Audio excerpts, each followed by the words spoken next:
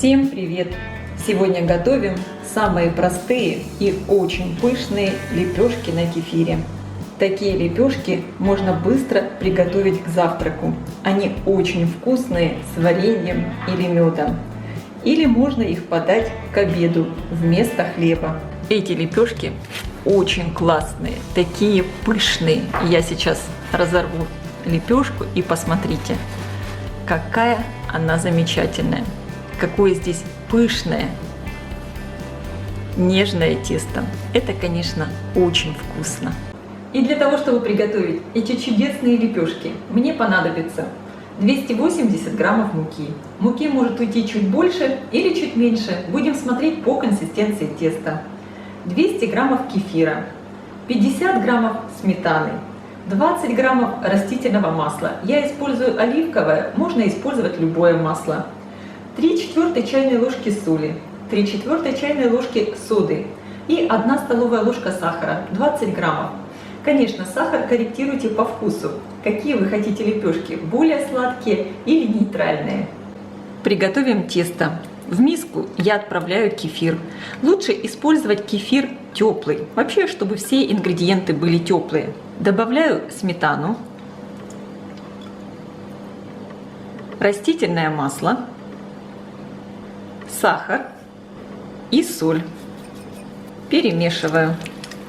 Тесто готовится просто очень быстро. Поэтому, конечно, такие лепешки можно молниеносно приготовить к завтраку или к обеду.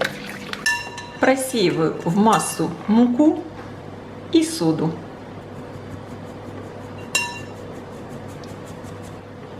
Замешиваю тесто. Сначала лопаткой, а затем домешу тесто рукой.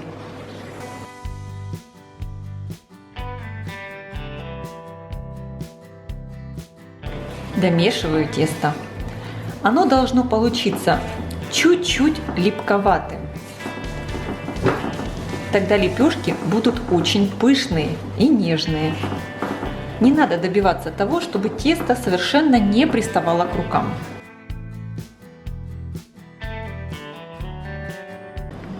Посмотрите в итоге, какое тесто получается.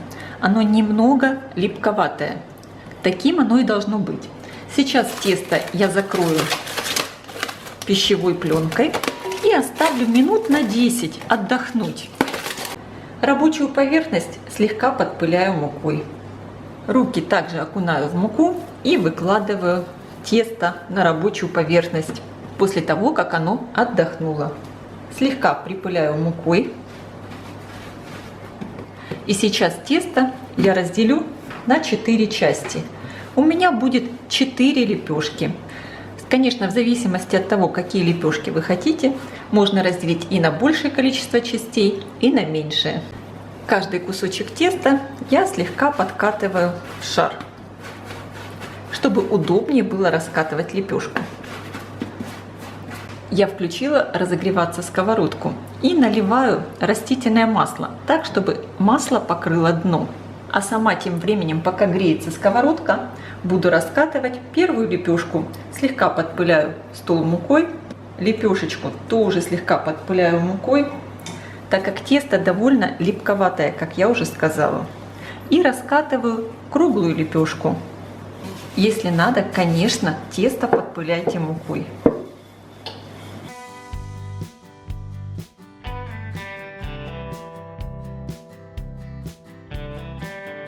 Я раскатала первую лепешку. Посмотрите, толщина где-то 3-4 мм. Диаметр моей лепешки получился 20 сантиметров. Вот так вот лепешку слегка в руках обтрусим, чтобы убрать лишнюю муку. Когда масло разогрелось, отправляю обжариваться лепешку. Жарятся они очень быстро, буквально по паре минут с каждой стороны, до легкого золотистого цвета. И посмотрите, сейчас на поверхности лепешки образуются вот такие красивые пузыри. Это очень вкусно. Жарим лепешки на среднем огне. Они у нас раскатаны тонко, поэтому жарятся очень быстро. Переворачиваю лепешку на другую сторону и обжариваю со второй стороны.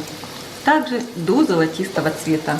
И пока обжаривается одна лепешка, конечно, в это время я раскатываю следующую. Готовую лепешку снимаю на тарелку с бумажными полотенцами, чтобы, конечно, убрать лишний жир. Посмотрите, я лепешку даже еще вот так вот переверну, чтобы тоже со всех сторон убрать жир. Посмотрите, какая красивая лепешка получается, просто великолепная, очень пышная. Обжариваю следующую лепешку и, конечно, таким образом жарю все. Фактически эти лепешки очень похожи на оладьи, только большего размера. Друзья, посмотрите, какие классные лепешки и как быстро готовятся.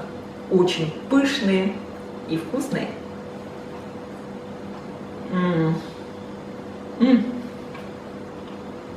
Лепешки действительно очень классные. И они такие нейтральные. То есть эти лепешки спокойно можно есть вместо хлеба. Или можно подать их с вареньем, с медом, со сметаной. И тогда они будут как сладкие лепешки, как такие большие сладкие оладьи. Я всем рекомендую приготовить и попробовать. Это очень быстро и вкусно. Я желаю всем приятного аппетита. Ставьте лайки, пишите комментарии. Делитесь этим новым видео с вашими друзьями в социальных сетях. Подписывайтесь на мой канал Люда Изи Кук «Позитивная кухня». Всем пока!